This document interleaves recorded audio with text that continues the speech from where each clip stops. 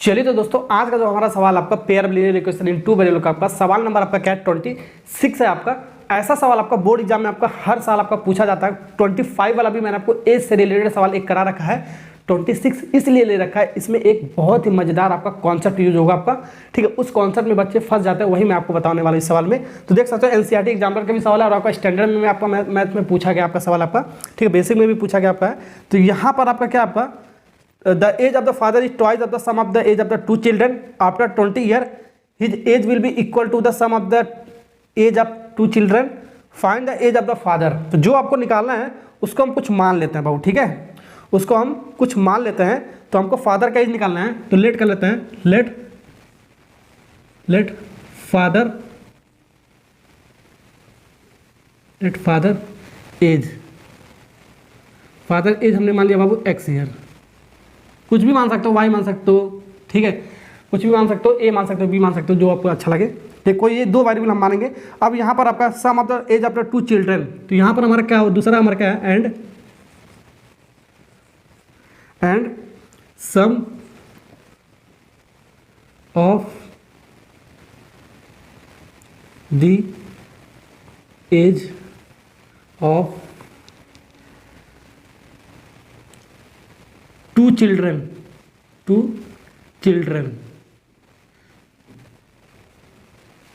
ठीक है, दो चिल्ड्रन का,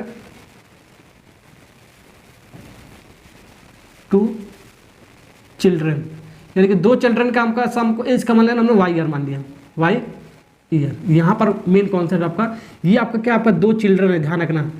दो चिल्ड्रन का जो सम का एज है आपका उसको हमने मान लिया वाई ईयर। ये कंडीशन के अंदर कह रहा है आपका। ठीक है, ओके। तो यहाँ पर अकॉर्डिंग टू क्वेश्चन के अकॉर्डिंग हम क्या करेंगे, सबसे पहले हमारा क्या है आपका, ठीक है, the age of the father is twice of the sum of the age of the two children. तो केस नंबर 1 में आपका according to question case number 1 से हम पहला इक्वेशन बनाएंगे linear equation, pair linear equation का। ठीक है, पहला केस में आपका क्या कहा है, देखो age of the father is, father का एज हमने क्या माना बाबू, एक्स ईयर माना।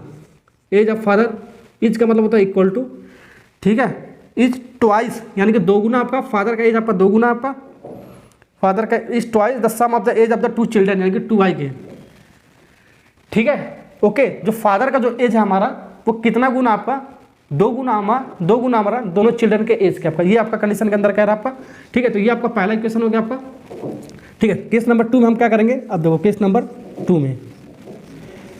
2 में आपका बनाते हैं। इसमें क्या कर रहा है आपका, आफ्टर 20 ईयर, आफ्टर यहाँ पर लिखा है आफ्टर 20 ईयर यानी कि 20 साल के बाद कह रहा है। अगर पूछा यानी कि 20 साल के बाद पूछा तो एज हम क्या करेंगे, जोड़ेंगे।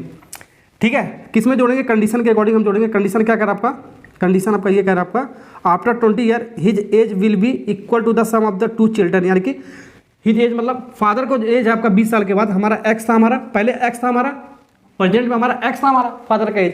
अब हमारा 20 साल के बाद क्या हो जाएगा, 20 इसमें जुड़ेगा ना आपका, जैसे कि आपका आप ही का एज आएगा जो एक्स ईयर है। अब 20 साल के बाद आपका एज पूछा जाएगा तो एक्स में आप 20 आपको जोड़ना पड़ेगा, तभी तो एज आप बताओगे। ठीक है, अब ये किसके बराबर आपका, और ये किसके बराबर आपका कह रहा है आपका, दोनों चिल्ड्रन का जो सम के एज का है उसके बराबर कह रहा है आपका 20 साल के बाद। तो पहले हमारा कितना था आपको प्रेजेंट में दोनों चिल्ड्रन का सम का एज आपका वाई था हमारा। ठीक है, अब 20 साल के बाद पूछा है तो 20 साल इसमें जोड़ेंगे। अब यहाँ पर बच्चे यहाँ पर गलती कर देता है, 20 साल इसमें जोड़ दिया तो यहाँ पर एक बच्चे का जुड़ा आपका, सिर्फ एक बच्चे का जुड़ा आपका। ठीक है, ये जो आपका एक बच्चे का जुड़ा आपका, ये जो आपका है एक बच्चा हुआ आपका। 20 साल तो एक बच्चे का जुड़ा, हमारा दो बच्चे हैं ना हमारा, तो 20 साल और आपको जोड़ना पड़ेगा आपको। तो यही आपका कॉन्सेप्ट आपका मेन आपका दूसरे वाले में भी तो आपको जोड़ना पड़ेगा। दो बच्चे हैं ना आपका, दो बच्चे हैं ना इसको। ठीक है, ओके। तो ये कंडीशन ही नहीं लगा पाते हैं बच्चे, यहीं तक लगा के छोड़ देंगे y + 20, उसको सॉल्व कर देंगे, हमारा आंसर हो जाएगा गलत। ठीक है, तो इस सवाल में यही मैंने आपको समझाने वाला था। ठीक है, 20 साल के बाद जो एज था आपका फादर का एज, पहले x था तो उसमें हम x + 20 जोड़ देंगे। 20 साल के बाद पूछा है, फिर ये किसके बराबर हमारा, दोनों चिल्ड्रन के सम के एज के बराबर आपका 20 साल के बाद, तो y + 20। तो एक बच्चे में हमने 20 जोड़ा तो दूसरे बच्चे में भी तो 20 जोड़ना पड़ेगा आपको। ठीक है, दोनों बच्चे में 20 जोड़ोगे तभी तो बता सकते हो। ठीक है, तो यहाँ से हमारा इक्वेशन हो गया x + 20, यहाँ पर हो गया y + 40 हो गया आपका। ठीक है, यही आपका मेन चीज़ है आपका।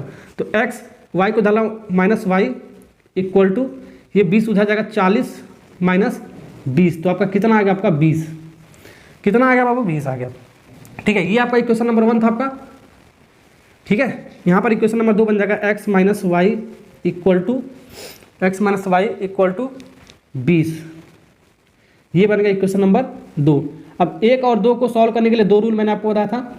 एक बताया था एलिमिनेशन, एक बताया था सब्स्टिट्यूशन वाले मेथड से। ठीक है, इसको भी स्टैंडर्ड फॉर्म इसको लागू कर सकते हो, लेकिन इसको सब्स्टिट्यूशन से आराम से कर सकते हो। एक्स बराबर हम 2y रख देते हैं इसके अंदर, तो एक्स बराबर 2y का जो रखो तो आराम से मिल जाएगा। जो ईजी लगा वो करेंगे हम। ठीक है, 20। तो यहाँ से हमारा फ्रॉम लिखना पड़ेगा जो हम कर रहे हैं, फ्रॉम इक्वेशन नंबर 1। ठीक है, तो यहाँ से हम लिख सकते हो एक्स बराबर 2y। तो यहाँ पर हमारा y की वैल्यू मिल गया आपका, तो 2y में से 1y जाएगा आपका, y ही बचेगा आपका। तो y बराबर कितना मिल गया 20। तो y बराबर 20 मिलेगा आपका।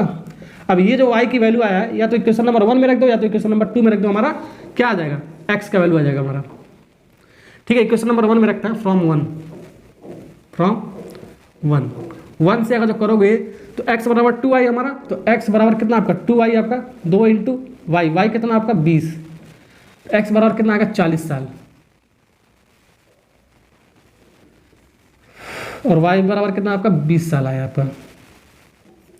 ठीक है, तो हमारा सवाल में क्या पूछा था, फादर का एज पूछा था। तो फादर का एज बाबू कितना आ गया आपका, फादर का जो एज आपका निकल के आ गया आपका कितना आ गया, x माना तो 40 साल आ गया। ठीक है, यही सवाल के अंदर पूछा था, ये आपका आंसर हो गया आपका।